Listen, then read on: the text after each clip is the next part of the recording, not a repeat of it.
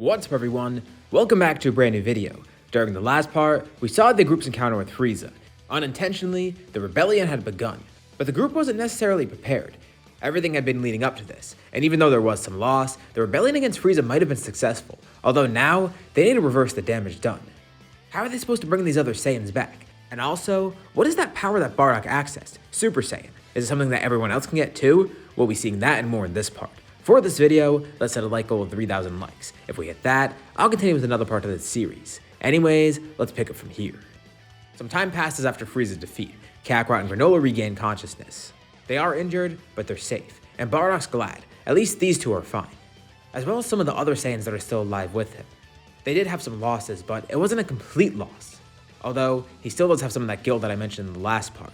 The two kids are filled in as well, and Kakarot's angered. Anger that he couldn't do anything to help, and that he was the cause of this. You gotta remember too, Kakarot's pretty young at this point, but he's still a teenager. He would know what he's doing in these fights. He might still look like a kid, but he really isn't. And he feels like he could be doing more. And of course he can grasp the concept of what happened. But he holds back his anger. It's pointless now to let it out, since everything's already been done. Raditz also feels ashamed too. He didn't show the same emotion. Seeing Kakarot react like this, it makes him realize he kind of regrets not knowing his family. Of course, this is pretty normal for Saiyans. They don't really care too much about their families and they just go off on their own, fighting in battle and whatever. But Raditz gets to see this connection his family has with each other. Kakarot reacting like that to Guine's death. Bardock reacting like that too. It's so un-Saiyan-like. And something about it is intriguing to Raditz, but also it makes him sad. Should he have gotten to know his family better? I mean, it's not really his fault, but he thinks about it. He doesn't really know them too well besides Bardock maybe. But either way, even if he does decide he wants to get to know them better and grow closer to them, maybe he can be different. This is his chance after all. I mean, he's here with his brother and father after all, and he is one of the survivors of this whole Frieza thing, so maybe he can make up for that. Of course, Guine's gone, but they're trying to bring her back, and he can still at least bond with these two. The other Saiyans try and pick up the pieces, recuperating and all, as well as getting healed. They're surprised all the stuff here is still intact, as well as all their resources. Frieza could have easily blown up this rock floating in space as well as everything around it, so it's surprising that they made it out decently okay. But where do they go from here? It's like what was suggested before. Maybe they could look for more Dragon Balls, but there's an issue. They don't know where to look. So obviously there's a few options, but they wouldn't know about any of them besides Namek, and even then, they don't know where Namek is. So that's kind of out of the picture. They have no clue of where to look for Namek. There is Earth, and they do know of Earth, but they don't know that there's any Namekians there, much less any Dragon Balls. So that might be out of the picture too, at least for now. They have no idea of where to go otherwise, but for now, maybe they could at least tie up some loose ends. Even though Frieza's dead, there's still one more person they need to kill, King Cold. With the group now healed, they did get a lot stronger, and Bardock tries to tap into Super Saiyan more and more. And it's kind of hard to maintain, but he does have access to it actually, and it's surprising. He can use this now, use it at will too, and it's an amazing power, especially with the boost in strength he got after healing. They head out into space, finding more Frieza soldiers along the way, being sure to eliminate everyone that they come across. Some of the army is still out there. Of course they did eliminate most of it because there was a huge assault on this planet. But there's other big names that they're able to take out, eventually getting info out of them to find out where King Cold is. But King Cold heard of all this by now. By the time that Frieza went there, he of course knew what Frieza's plan was, and he notices that his troops are dwindling. But he doesn't care. Frieza must have just been a weakling. There's no way he could have lost to some lowly Saiyans, right? Well, King Cold doesn't know about the Super Saiyan. Because eventually Bardock does arrive there, alongside his crew, and King Cold mocks them too. It's only a couple Saiyans. Did they actually kill Frieza? There's no way, there has to be something else here. And Bardock tells him, yeah, they did kill Frieza, but there is something else he's missing. Has King Cold heard of a Super Saiyan? King Cold's taken aback. They're bluffing, right? There's no Super Saiyan. Really now? Bardock powers up, showing this form off without saying anything at all. King Cold recoils in fear. No. This is some trick. This isn't real. He denies it, even though it's right in front of him. But then he receives a punch from Bardock. Feeling the pain from that attack, this is very real. He tries to fight back, and Bardock's actually surprised. Wow, Frieza might have been more of a challenge than this guy, partially because Bardock is stronger now. But he also expected more, and he tells King Cold he'll at least make his death quicker than what Frieza's was like. But he still doesn't want to get his revenge. King Cold is killed effortlessly, with the rest of the group watching on. They're just amazed at Bardock's power. They can't even really do anything here. When his power is compared to theirs, well, he's in a completely different league now. It's incredible. Bardock powers down. To think that he just effortlessly killed King Cold, they would have never thought they'd see a day like this. Bardock turns back to them after killing Cold, and he's about to ask, what's the next step for them? But before he can even finish what he's trying to say, Vegeta just dematerializes. Wait, what? They watch on in disbelief as Vegeta literally just disappears. What the hell? What, is this some new technique, some prank of his? But they can't sense his power either. He's nowhere near here. And this is concerning for multiple different reasons. Besides the obvious fact that Vegeta just randomly disappeared, they don't know why he disappeared. It just happened out of the blue. And did he teleport away? Did he die? Did he just dematerialize or something? What the hell happened?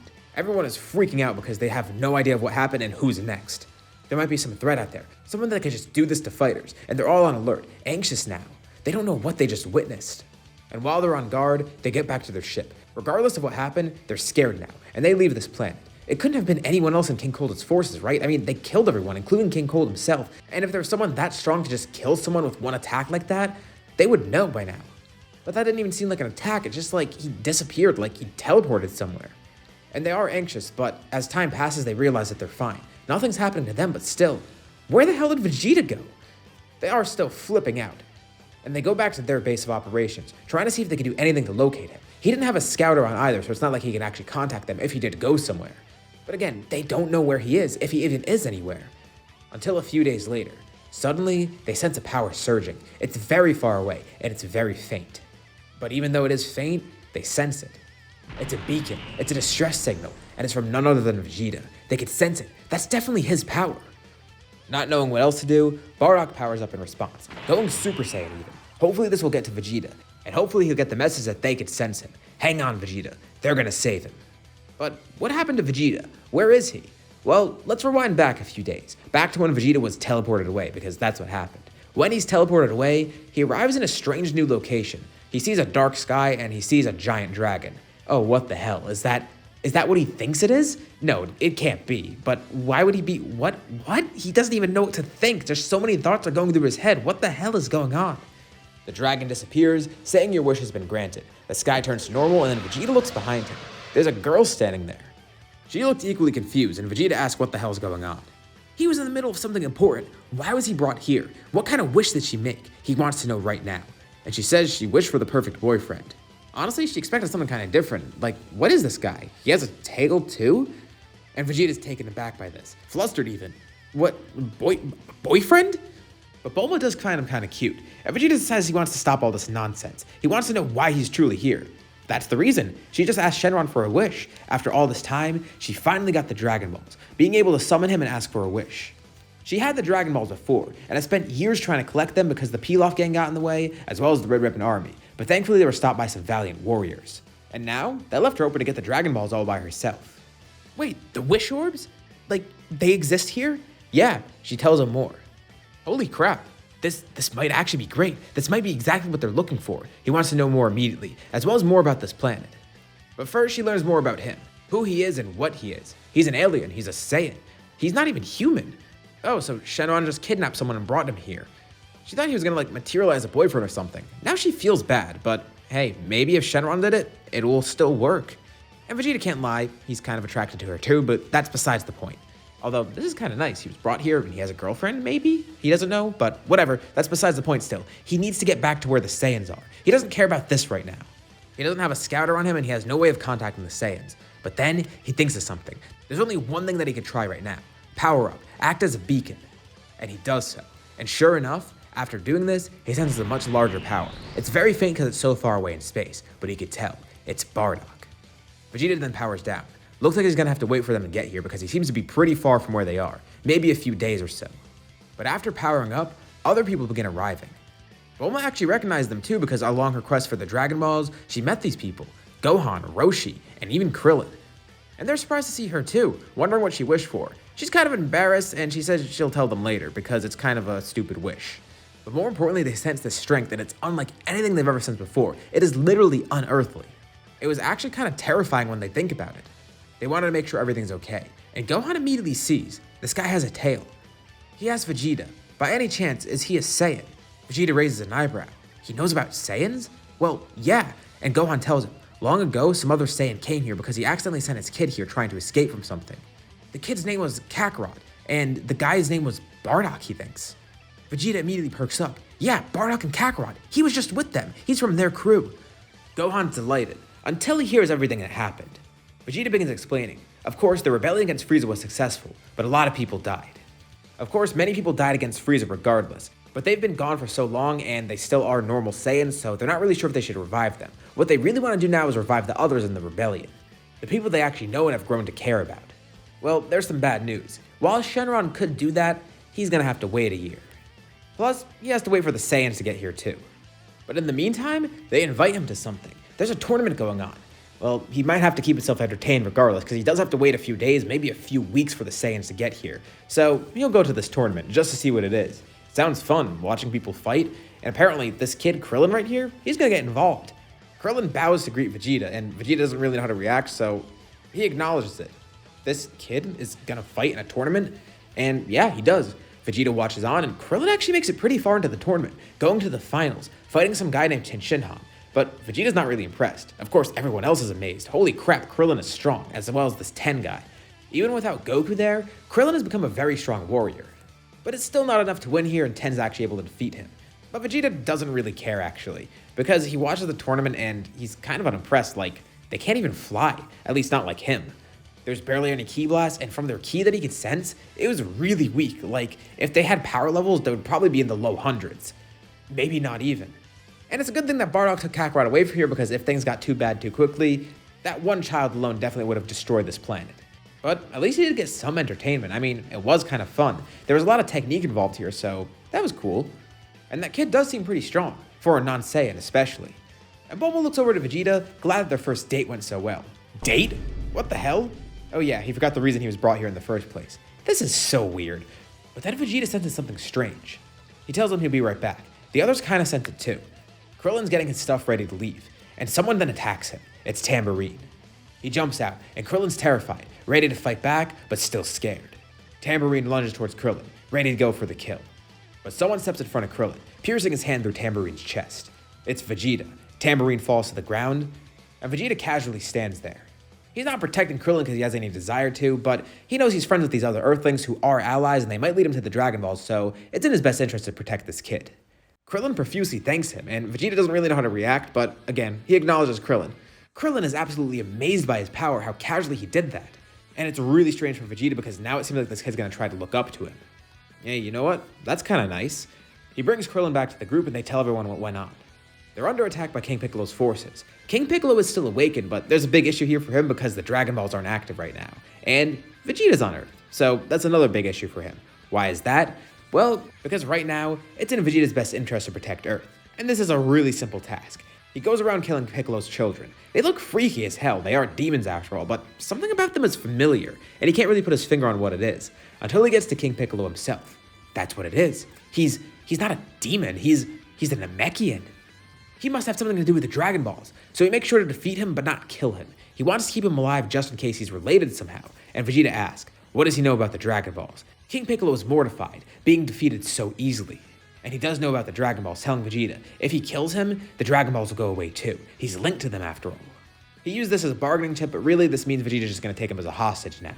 This guy's evil, so he doesn't really care, and he's related to the Dragon Balls, so he needs to keep him alive for the time being. He drags Piccolo to the rest of the group. Okay, he defeated this guy, and he doesn't want to kill him. And they just look on stunned.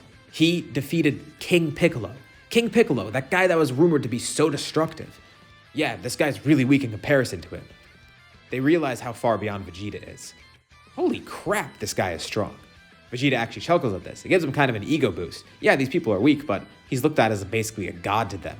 And he tells them, this is the great power of Prince Vegeta. Prince Vegeta? This makes Bulma even more elated. She's gonna be a princess.